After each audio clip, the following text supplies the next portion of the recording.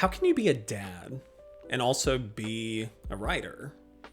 That was something that I legitimately asked myself when my wife was pregnant with our child 5-6 years ago. Before then, I had all the time in the world. At least it feels like that in retrospect. I was working full time, but outside of that, there were no massive responsibilities in my life. And so I could spend so much of that time pouring into things like writing, working toward the dream of one day being an author and writing this book and doing all these things.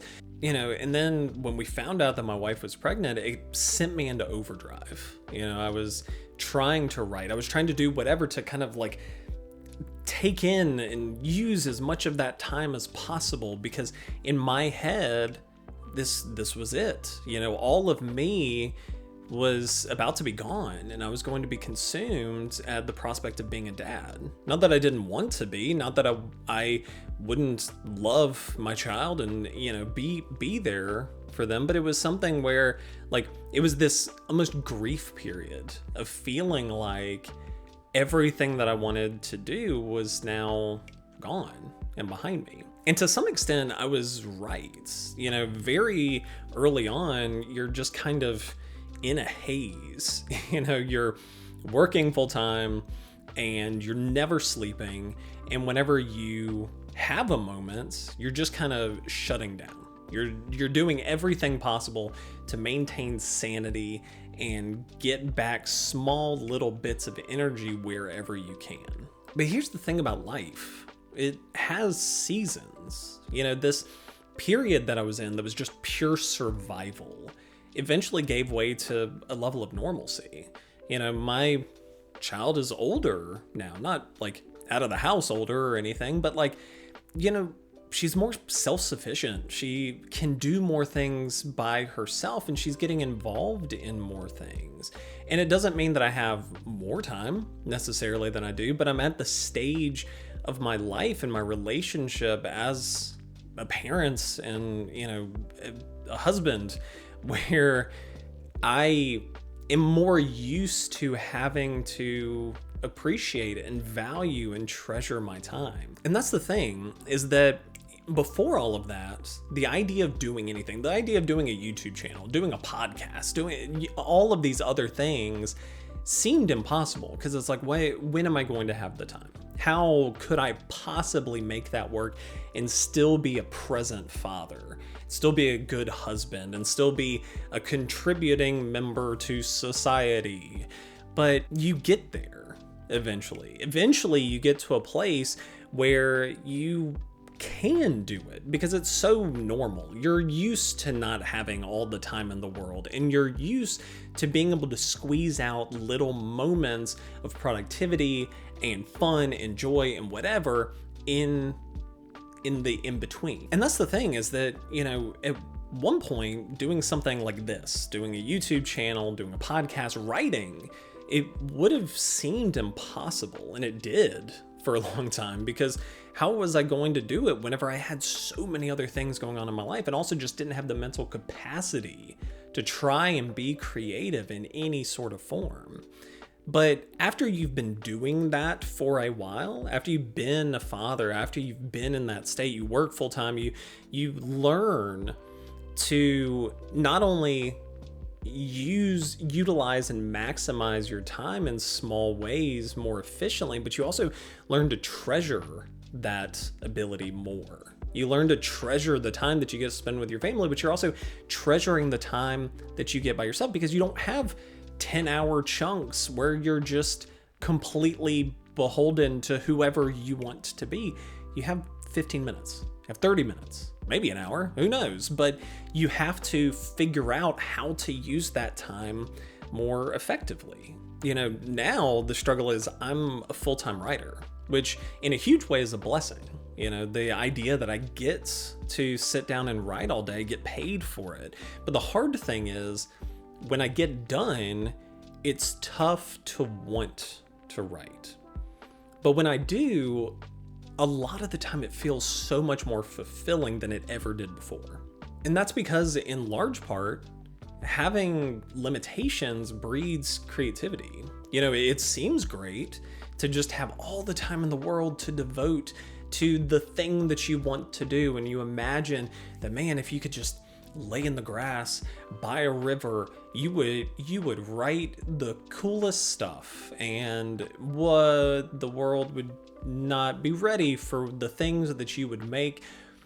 But that isn't usually how it goes. And I know myself, I know that's how it wouldn't go, because having all the time in the world, I would find all the reasons in the world to not write, because I would say, there's plenty of time.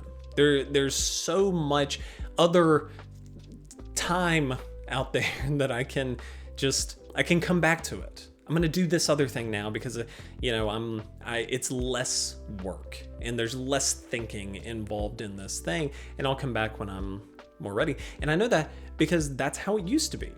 I remember having significantly more time and writing significantly less because I couldn't self-motivate to the same level that I can now. For me, writing a book, writing something that I want to write, looks like 15-minute stints on a Google Doc while I'm sitting in a waiting room, or 30 minutes before my daughter gets up in the morning. I'm not doing it necessarily every single day, but I try to squeeze in those moments when I can. And it makes the words that I create and the sections that I create feel so much more fulfilling because I'm having to kind of take them where I can get them. And so if you're a parent who's trying to write or create or, whatever, there's some good things to keep in mind. Things that I've kept in mind that have helped me continue to move down that path and continue to feel motivated to create and make cool things. And one of those is that, embrace those small bursts. You may not get those 3-hour chunks the way that you used to. The time will open up. You'll have seasons where you'll have more time to be able to do that. But if you're a new parent and you don't, that doesn't mean that you can't write. It just means that you have to be more intentional about it. You have to set a little bit of time aside to make it happen. The second point is be kind to yourself. You don't have to write every single day, regardless of what somebody else tells you. The goal is to create a schedule that works for you. And if that is hey, I have every 3-4 days, once a week, there's this hour window where I can sit down and write, then that's at least something. Maybe you're having to reread a little bit and reacquaint yourself and whatever, but it's better than not doing it. And so finding the sustainable places in your life where you can fill it with additional things that you love, that is the key. And the additional key, the second key, the extra key, if you will, is to not beat yourself up about it. If that hour that you have gets eaten up by something else, your kid's sick or something, you had to work late or whatever, it's no big deal. Just find the chance to do it again and be intentional of trying to get back at it again and not discouraging yourself and saying, well, there's no point in trying because I missed this thing, whatever. And similarly, don't worry about your writing being good. Just in general, even if you have all the time in the world, your first draft is not great. Your second draft is not great. And that's going to be even more true whenever you're writing in smaller bursts and you're trying to get the words in. But that is the core thing, is getting the words in, doing the thing, taking the time to do the thing.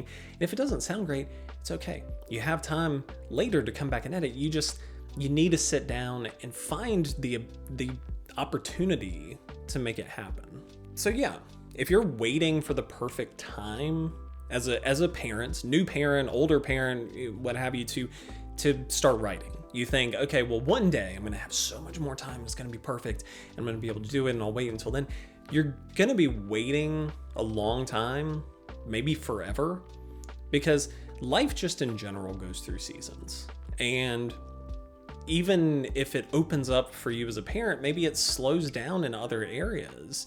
And so you have to be able to recognize When is a time to observe and take things slow? When's a time to take advantage and move a little bit faster, and be okay in the in-between?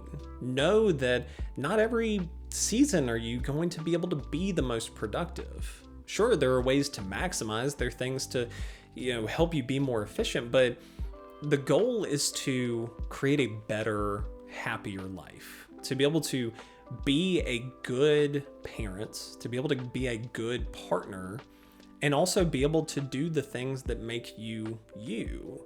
And if the other things start to slip, if you're not able to be a parent or be a partner without writing over here, then you're doing something wrong, because you should be able to figure out a way to make it all fit, even if it's not the most productive. So yeah, find the courage to carve out little pieces of time and make cool stuff. And I think you'll find that having 15 minutes of fulfilling writing, inspired by these little trash goblins that you've brought into the world, you're gonna create some cooler stuff than you would with a lonely 2 hours.